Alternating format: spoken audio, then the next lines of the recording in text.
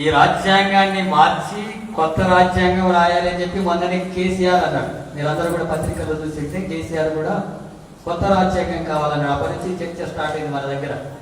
అంతకు ముందు నుంచి ఉన్న మన కేసీఆర్ కొత్త రాజ్యాంగం కావాలి అని చెప్పాక మిగతా అందరూ చర్చ జరుగుతుంది. అసలు రాజ్యాంగాన్ని మొత్తం తొలగించాలని చెప్పేటటువంటి వాళ్ళు ఉన్నారు. అంతకు ముందు చెప్పినటువంటి వాళ్ళు బీజేపీ, ఆర్ఎస్ఎస్ గాని బీజేపీ గాని ఈ రాజ్యాంగం అక్కర్లేదని చెప్పి భావించే వాళ్ళు ఉన్నారు. ఇప్పటి నుంచి కాదు, ముందు ఆర్ఎస్ఎస్ ఈ దేశంలో రాజ్యాంగం ఏర్పడిన నాడే ఈ రాజ్యాంగం సరైనది కాదని చెప్పారు ఆర్ఎస్ఎస్ వాళ్ళు. ఆర్ఎస్ఎస్ ఏం చెప్తే బీజేపీ అది చేస్తుంది. కేంద్రంలో ఉన్న మోడీ కేంద్ర ప్రభుత్వం కూడా అది చేస్తుంది. ఆర్ఎస్ఎస్ ఏమంటుంది, ఈ దేశం హిందువులది, ఈ దేశంలో హిందువులు మాత్రమే ఉండాలా, ఈ దేశంలో పౌరుడిగా హిందువులకు మాత్రమే హక్కు ఉంటుంది అని చెప్పి ఆర్ఎస్ఎస్ అంటుంది.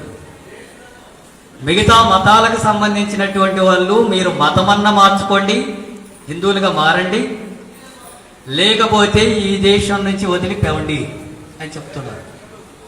ఇంకో మాట కూడా చెప్తున్నారు, ఈ మతమన్నా మార్చుకోండి, లేదా ఈ దేశం వెళ్ళి మీరు పోండి, ఈ దేశంలోనే ఉండాలనుకుంటే ఇతర మతాల వాళ్ళు పౌరులకు ఉండేటటువంటి హక్కులు ఉండవు అని చెప్తుంది. అంటే నీకు మనిషిగా ఉండే హక్కు ఇక్కడ ఉండదు అని చెప్పంటుంది.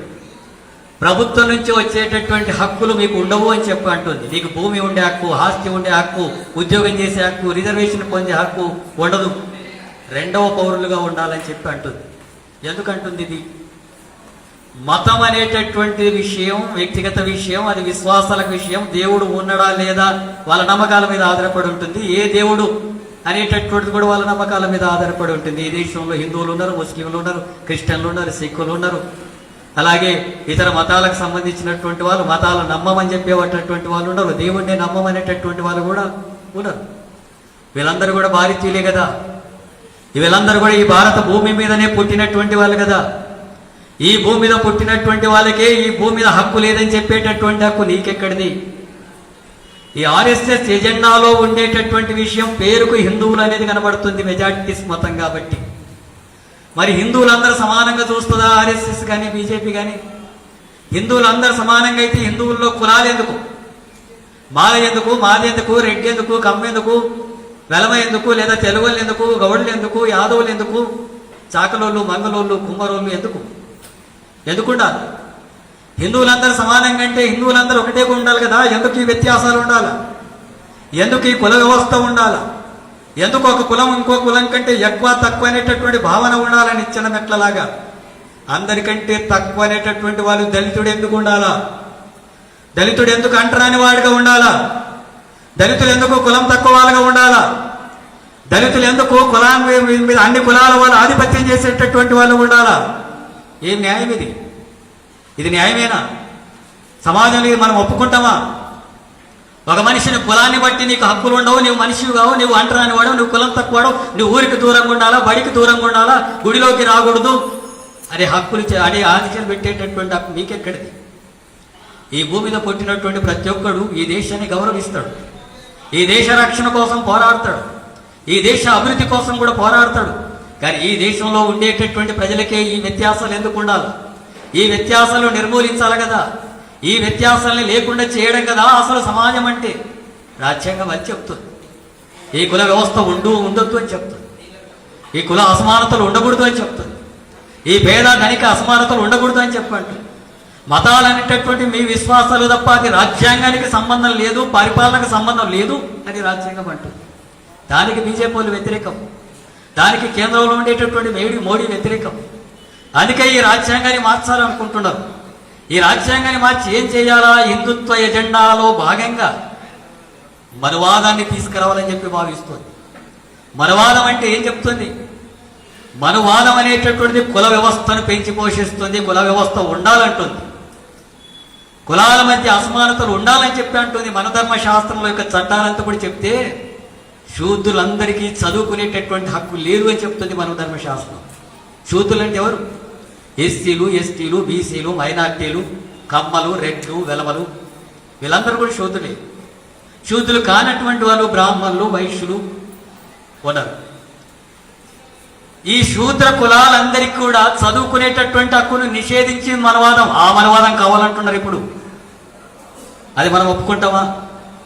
మెజార్టీ ప్రజలకై ఉండేటటువంటి చదువుకునే హక్కు లేకనే కదా ఈ దేశంలో మీరందరూ కూడా చూడండి ఎవరు ఎక్కువ నిరక్షరాస్యులు ఉంటారంటే ఎస్సీ ఎస్టీ బీసీ మైనార్టీలు, ఏ అగ్రకులాలకు సంబంధించిన ఈ రెడ్డు కమ్మ విలమలో కూడా తక్కువ ఉంటారు, కొద్దిగా ఎక్కువ ఉంటారు. వాళ్ళు ఎక్కువ బ్రాహ్మణుల్లో వైశ్యుల్లో పై కులాలకు సంబంధించినటువంటి వాళ్ళకి చదువు ఉంటుంది. ఎందుకు? వేల సంవత్సరాలుగా వీళ్ళకు చదువుకునేటటువంటి హక్కు నిషేధించబడింది, వాళ్ళకు మాత్రమే చదువుకునే హక్కు ఉంది. ఇప్పుడిప్పుడే రాజ్యాంగం అందరికీ చదువుకునేటటువంటి హక్కు ఇచ్చింది కాబట్టి హాస్టళ్ళు వచ్చినాయి, స్కూల్స్ వచ్చినాయి, ప్రభుత్వమే పాఠశాలలు నడుపుతుంది, ఎస్ఎంహెచ్ హాస్టల్స్ వచ్చాయి, రెసిడెన్షియల్ స్కూల్స్ వచ్చాయి. ఇవన్నీ కూడా రాజ్యాంగ పరిధిలో భాగంగా వచ్చాయి. అంతకుముందు ఈ హక్కు లేదు కదా. అంతకుముందు మనవాదం ప్రకారం మన అందరికి కూడా చదువుకునే హక్కు లేదు, దాన్ని మనం ఒప్పుకుంటామా? అది అన్యాయం కదా. వేల సంవత్సరాలుగా మనకు చదువుకు దూరం చేయడం అనేది అన్యాయం కాబట్టే మనం వెనకబడి ఉన్నాం. అన్ని రంగాల్లో జ్ఞానంలో వెనుకబడి ఉన్నాం, అన్ని సమాజంలో వెనుకబడి ఉన్నాం. ఆ వెనుకబడడానికి ఈ వ్యవస్థ కారణం, ఈ మనవాదం కారణం, ఆర్ఎస్ఎస్ బీజేపీ భావజాలం కారణం. దాన్ని ఇప్పుడు మళ్ళీ తీసుకురావాలంటుంది, దానికి వ్యతిరేకించాల్సినటువంటి అవసరం ఉంది. అలాగే ఈ శూద్రులందరికీ కూడా ఎవరికి కూడా ఆస్తి హక్కు ఉండకూడదు అని చెప్పి అంటుంది. నీకు ఒక 5 ఎకరాల భూమి ఉండడానికి వీల్లేదు, నీకు ఉద్యోగం చేసి సంపాదించుకునేటటువంటి హక్కు ఉండదు నీకు, లేదా నీకు బ్యాంకులో 1 లక్ష రూపాయలు ఉండేటటువంటి హక్కు నీకు ఉండదు. శూద్రులు అనేటటువంటి వాళ్ళు పని చేయడానికి పుట్టారు, శ్రమ చేయడానికే పుట్టారు. శ్రమ చేయడమే మీ వృత్తి తప్ప మీకు ఆస్తులు ఉండడానికి, సంపద ఉండడానికి వీలు లేదు అంటుంది. ఒప్పుకుంటాం మనం? అదే చెప్తుంది రాజ్యాంగం. ఆ రకమైనటువంటిది కుదరదు, అందరికి కూడా ఆర్థికంగా అభివృద్ధి జరగడానికి కావాల్సినటువంటి అవకాశాలు ఉండాలని చెప్పి అంటుంది. ఆ అవకాశాలే కాదు, ఎస్సీ ఎస్టీ బీసీ మైనార్టీలకు రిజర్వేషన్లు కూడా ఉండాలంటుంది. విద్యారంగంలో కానీ, ఉద్యోగ రంగంలో కానీ, పార్లమెంట్ రంగంలో కానీ, స్థానిక సంస్థల ఎన్నికల్లో కానీ రిజర్వేషన్స్ ఉండాలని చెప్పి అంటుంది రాజ్యాంగం. అంతకుముందు లేదు, కేవలం పై తరగతులకు సంబంధించినటువంటి వాళ్ళు మాత్రమే పాలకులుగా ఉండాలని చెప్పి అంటుంది. మరి ఎస్సీ ఎస్టీ బీసీ మైనార్టీలు వద్దా పాలకులుగా ఉండడానికి? కేవలం బ్రాహ్మణులు క్షత్రియులు వాళ్ళు మాత్రమే ఉండాలా? ఆ రకమైనటువంటి విషయాన్ని తీసుకొచ్చింది. స్త్రీలకు హక్కు లేదని చెప్పింది, ఆస్తి హక్కు లేదు స్త్రీలకు. ఇప్పుడు కూడా ఆస్తి హక్కు లేదు. ఇప్పటికీ రాజ్యాంగం ఆస్తి హక్కు ఉండాలని చెప్పి కోరితే అంబేద్కర్ రిజైన్ చేసే సమస్య వచ్చింది. ఇప్పుడు రాజ్యాంగంలో ఆ స్త్రీలకు సమానమైనటువంటి హక్కు లేదు. మనుధర్మ శాసనం ప్రకారం ఈ శూద్ర స్త్రీలు ఎవరు కూడా బంగారు ఆభరణాలు ధరించడానికి వీలేదు. అప్పుడు మనం ఇప్పుడు అందరూ కూడా గోల్డ్ది గొలుసు వేసుకుంటారు, అమ్మాయిలు కానీ మహిళలు కానీ, కింది కులాలకు సంబంధించిన వారు. ఆ రోజు లేదు, నిషేధం. అది కేవలం ఇనుముతో తయారు చేసిన ఆభరణాలు మాత్రమే వాడాలి ఆ రోజు శూద్ర స్త్రీలు. మనం ఒప్పుకుంటామా ఇది? మన స్త్రీలు కూడా మంచి గౌరవం ఉండకూడదా? మన స్త్రీలు కూడా గౌరవంగా సమాజంలో అందరితో సమానంగా ఉండడానికి వీల్లేదా? మంచి బట్ట కట్టడం కానీ, మంచి ఆభరణాలు ధరించడానికి అవకాశాలు ఎందుకు ఉండకూడదు? చదువుకునే అవకాశం ఎందుకు ఉండకూడదు? అందరితో సమానంగా ఉండే హక్కు ఎందుకు ఉండకూడదు? స్త్రీ పురుష అనే అసమానత లేనటువంటి సమాజం ఎందుకు ఉండకూడదు? ఈ అసమానతలు ఎంతకాలం కొనసాగాలి ఈ రకంగా? స్త్రీ కాబట్టి హక్కు లేదంటే, స్త్రీ కాబట్టి తక్కువ అంటే, దళితుడు కాబట్టి అంటరాని వాడంటే, దళితుడు కాబట్టి హక్కులు లేవంటే, బీసీలు కాబట్టే మీరు పనిచేయడానికి పుట్టారని చెప్పేటటువంటి వ్యవస్థ కొనసాగేటటువంటి విషయాన్ని మనవాదం తీసుకొస్తుంది, ఆర్ఎస్ఎస్ తీసుకొస్తుంది, బీజేపీ తెస్తుంది. అందుకని మనం వ్యతిరేకిస్తున్నాం. ఆ రకమైనటువంటి భావజాలం కలిగినటువంటి ప్రభుత్వం ఆ రకంగా చేస్తుంది. దీన్ని అమలు చేయాలంటే మనం అంతా వ్యతిరేకిస్తాం. కాబట్టి ఈ దాంట్లో ఉండేటటువంటి రాజ్యాంగ సంస్థలంతా కూడా తన కంట్రోల్లో పెట్టుకున్నది. ఎన్నికల్లో మతం పేరుతో రకరకాల మాటలు చెప్పి ఓట్లు వేసుకొని అధికారంలోకి వచ్చినటువంటి బీజేపీ ఎన్నికల కమిషన్ను తన గుప్పిట్లో పెట్టుకున్నది. ఎన్నికల కమిషన్ ఇప్పుడు బీజేపీ ఏం చెప్తే అది చేసేటట్టుగా రాజ్యాంగం ప్రకారం ఎన్నికల కమిషన్ అనేది స్వతంత్రంగా వివరించాలి. ఎవరైనా ఏ పార్టీ అయినా పిలువని స్వేచ్ఛగా ప్రజలు ఎన్నుకోవాలా, ఆ పార్టీ అధికారంలోకి రావాలి.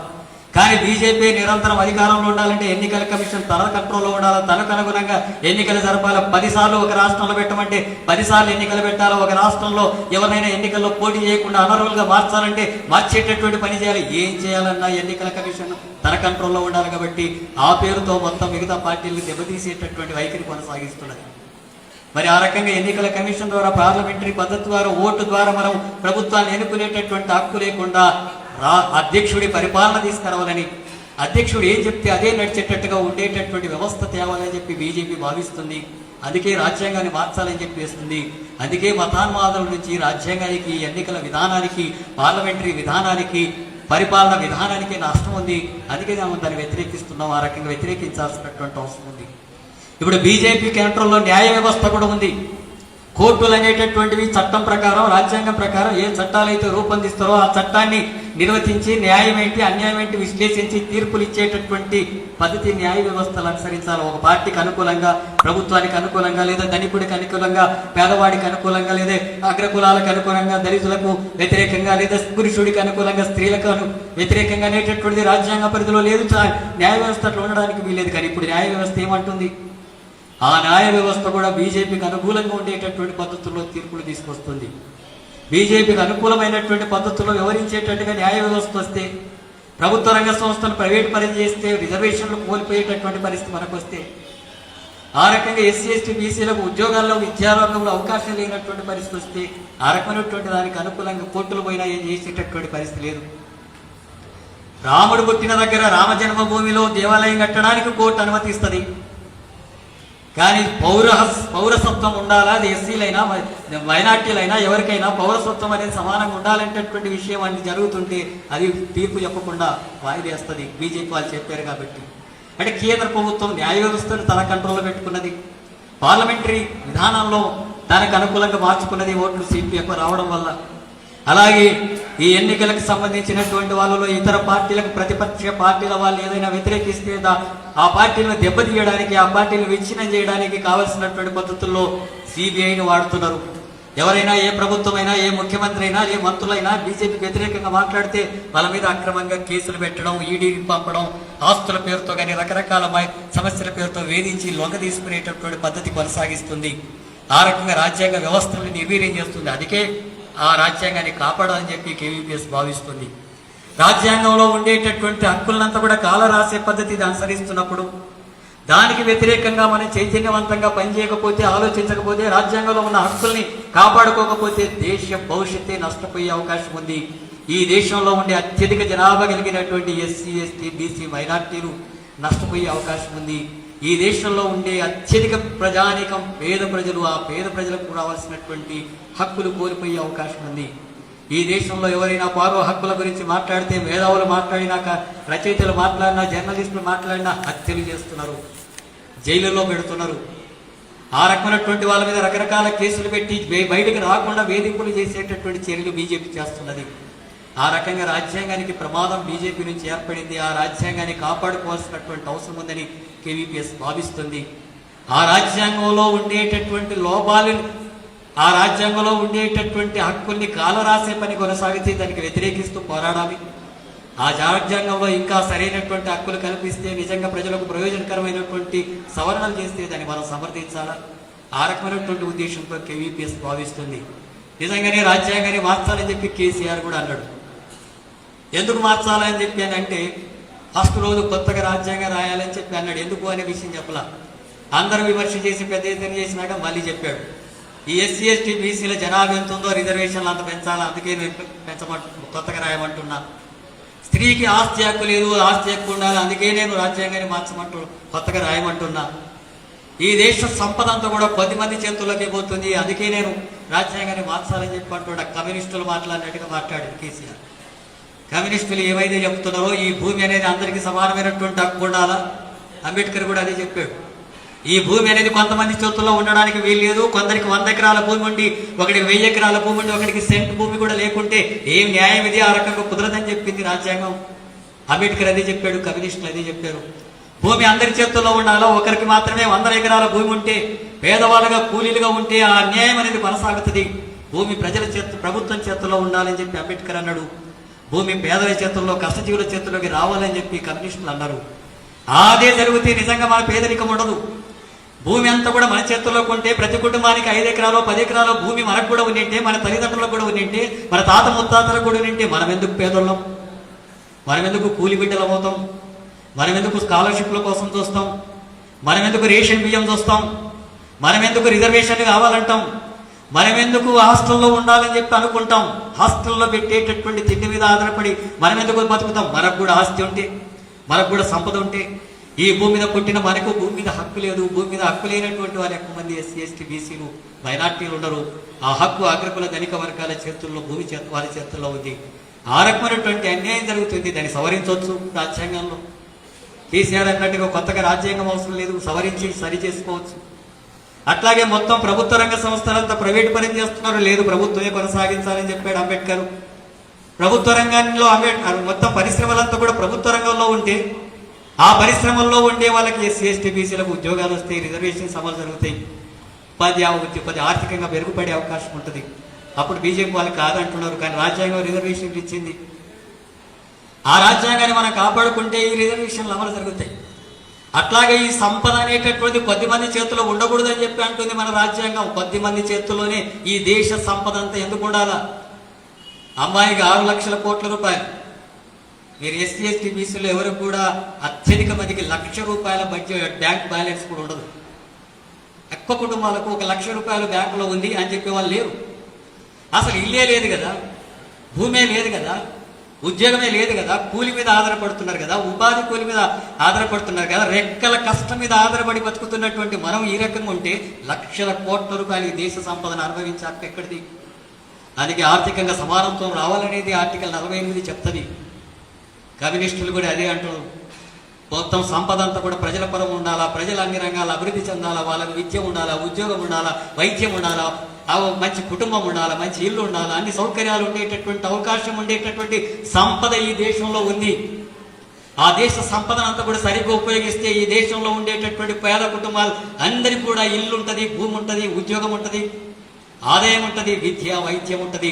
అవకాశాలన్నింటినీ కూడా కేవలం ధనిక వర్గాలకు, దోపిడి వర్గాలకు, అగ్రకులాల ఆధిపత్యాన్ని కొనసాగించేటటువంటి వాళ్ళ చేతుల్లో ఈ రాజ్యాంగాన్ని పెట్టుకొని హక్కుల్ని అనుభవిస్తూ ఆ రకంగా మనకు అన్యాయం చేస్తున్నారు. ఆ విషయాన్ని సవరించుకోవాల్సిన అవసరం ఉంది. ఆ రకమైనటువంటి అంశాల కోసం మనం పోరాడాల్సినటువంటి అవసరం ఉంది. ఆ రకమైనటువంటి అంశాల కోసం మనం పోరాడాలని చెప్పి ఈ మధ్య కాలంలోనే సామాజిక ఉద్యమాలు పెరుగుతున్నాయి. ఎస్సీ ఎస్టీ బీసీ మైనార్టీల హక్కుల కోసం పోరాడుతున్నారు, సంఘటితమవుతున్నారు. ఏ కులం ఆ కులం అన్యాయం జరిగినటువంటి అంశాల మీద పోరాడుతున్నారు. దళితులు పెద్ద ఎత్తున ఉద్యమాలు చేస్తున్నారు. ఇలాంటి ఉద్యమాలన్నింటినీ కూడా విచ్ఛిన్నం చేయడానికి, దాన్ని వెనక్కి నెట్టడానికి, రాజ్యాంగాన్ని మరింత మెరుగుపరుచుకొని అమలు చేసుకోవడానికి అవసరమైతే ఎస్సీ ఎస్టీ బీసీ మైనార్టీలు, కింది కులాల వాళ్ళు, పేదలంతా, కష్టజీవులంతా, కమ్యూనిస్టులంతా కలిసి అధికారంలోకి వచ్చి ఈ రాజ్యాంగాన్ని వాళ్ళు అమలు చేసేటటువంటి పరిస్థితి ఉంటే ఈ కులాల ఆధిపత్యం ఉండదు, ఈ ధనికుల దోపిడి ఉండదు, ఒకరి చేతుల్లో కొంతమంది చేతుల్లోనే ఆస్తులు ఉండవు, పెదల చేతుల్లోకి వస్తుంది, మేము కూడా అన్ని రకాలుగా దిగజారిపోవాల్సి వస్తుందని చెప్పి భావించేటటువంటి వాళ్లకు ఈ ఉద్యమాలు జరుగుతున్నటువంటి దాన్ని అడ్డుకోవాలని, దాన్ని అణచివేయాలని, దాన్ని ఆటంకపరచాలని ఇలాంటి కుట్రలన్నీ చేస్తున్నారు. కులాల మధ్య ఘర్షణలు, మతాల మధ్య ఘర్షణలు తీసుకొచ్చి రాజ్యాంగాన్ని నిర్వీర్యం చేయాలంటేటువంటి ప్రయత్నం చేస్తున్నారు. అది ఆ రూపంలో ఈ విషయాన్ని మనం అర్థం చేసుకోవాల్సినటువంటి అవసరం ఉంది. ముఖ్యంగా విద్యార్థులు, యువకులు ఈ సమాజం గురించి ఆలోచించాల్సిన అవసరం ఉంది. మనం చదవాలా, బాగా కష్టపడిపోయి కింది కుటుంబాల నుంచి, కష్టజీవుల కుటుంబాల నుంచి వచ్చాం, ఖచ్చితంగా చదవాలా, ఖచ్చితంగా మరి బాగుపడడానికి కావాల్సినటువంటి ఉండాలా, మన కుటుంబానికి అండదండగా ఉండాలా, మన కుటుంబాన్ని అభివృద్ధి చేసేటట్టుగా ఉండాలా. అదే దాంట్లో ఈ సమాజంలో ఉండే అసమానతలు నిర్మూలించడం కోసం కూడా మన పని ఉండాలా. మన మనిషిగా పుట్టాము ఈ దేశంలో. మనిషిగా పుట్టిన ప్రతి ఒక్కరికి కూడా ఈ రకమైనటువంటి ఆలోచన ఉండాలి. నేను కేవలం నేను పుట్టాను, నేను చదివాను, నేను ఉద్యోగం చేశాను, నేను చచ్చాను, నేను పిల్లలు కానీ అనే ఉపయోగం లేదు. ఈ భూమి మీద పుట్టినప్పుడు, ఒక మనిషిగా ఉన్నప్పుడు ఏం కులాల మధ్య ఎందుకు అసమానతలు ఉండాలా, స్త్రీ పురుషుల మధ్య అసమానతలు ఉండాలా, ధనిక పేద ఎందుకు అసమానతలు ఉండాలా, వీటన్నిటి కూడా పాలకులే కారణం కదా, అగ్రకులాలే కారణం కదా. వాటిని వ్యతిరేకించాలంటేటువంటి స్పృహ, చైతన్యం మనం కలిగి ఉండాల్సిన అవసరం ఉంది. దాన్ని మార్చే ప్రయత్నం చేయాల్సిన అవసరం ఉంది. అలాంటి ఉద్యమాలకి సహకరించాల్సిన అవసరం ఉంది. అవసరమైతే ఆ ఉద్యమాల్లోకి ముందుండి నడవాల్సినటువంటి అవసరం ఉంది. ఆ రకమైనటువంటి ఆదర్శంగా డాక్టర్ బిఆర్ అంబేద్కర్ వివరించాడు. గొప్ప చదువు జరిగి ప్రపంచంలోని మంచి మేధావిగా పెరిగినటువంటి అంబేద్కర్ ఈ సమాజాన్ని మార్చాలని భావించాడు. ఈ కుల వ్యవస్థను నిర్మూలించాలని చెప్పి భావించాడు. దేశాన్ని అన్ని రంగాల్లో అభివృద్ధి చేయడానికి కావాల్సినటువంటి వీలైనంత మేరకు రాజ్యాంగంలో కొన్ని హక్కులు పొందుపరిచాడు. పూలే అలాంటి పని చేశాడు. సామాజిక ఉద్యమ నేత అయినటువంటి పూలే ఒక బీసీ కులంలో పుట్టి ఈ కుల వ్యవస్థను నిర్మూలించడం కోసం పోరాడాడు జీవితం అంతా. అలాంటి పోరాటాలు చేశారు కాబట్టి మనకు కొన్ని అయినా హక్కులు వచ్చాయి. కొంతమందికైనా ఈ అవకాశాలు వచ్చాయి, కొద్దిమందికైనా ఉద్యోగాలు వచ్చాయి, కొంతమందికైనా మనం చదువుకునేటటువంటి హక్కు వచ్చింది. ఆ హక్కును నిలబెట్టుకోవాలంటే ఈ ఉద్యమాల్ని మరింత ఉధృతం చేయడం కోసం మనం ముందుకు రావాల్సిన అవసరం ఉంటుంది. ఆ రకంగా ఆలోచిస్తారని ఈరోజు ఆర్ఎస్ఎస్, బీజేపీ చేసేటటువంటి కుట్రలను వ్యతిరేకించాలా, రాజ్యాంగాన్ని కాపాడుకోవాలా, రాజ్యాంగానికి ఏర్పడేటువంటి ప్రమాదానికి వ్యతిరేకంగా, ఈ శక్తులకు వ్యతిరేకంగా ముఖ్యంగా ఎస్సీ ఎస్టీ బీసీ మైనార్టీలు, అన్ని కులాల్లోని పేదలు సంఘటితమై పోరాడాల్సినటువంటి అవసరం ఉందని చెప్పి భావిస్తూ ఈ అవకాశం ఇచ్చినందుకు ధన్యవాదాలు తెలియజేస్తూ ముగిస్తున్నాను.